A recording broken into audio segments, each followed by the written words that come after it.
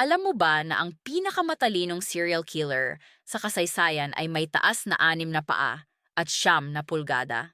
Noong 15 taon pa lang si Edmund Kemper, pinatay na niya ang kanyang mga lolo't lola. Isinara siya sa psychiatric hospital. Pero hindi siya ordinaryong pasyente.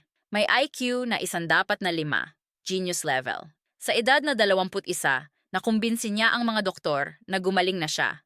Nakalabas siya. Ang ginawa niya pagkalabas? Nagsimula ng killing spree. Mga college student ang target niya. Pinuputol ang ulo. Ginagawa pang necrophilia.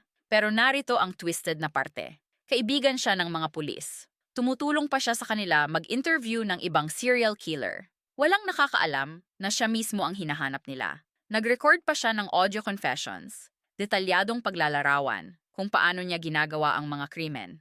Ang huling biktima niya? Ang sariling nanay at kaibigan nito. Pagkatapos, tumawag siya sa pulis. Surrender. Hanggang ngayon, nakakulong pa rin ang genius killer na ito.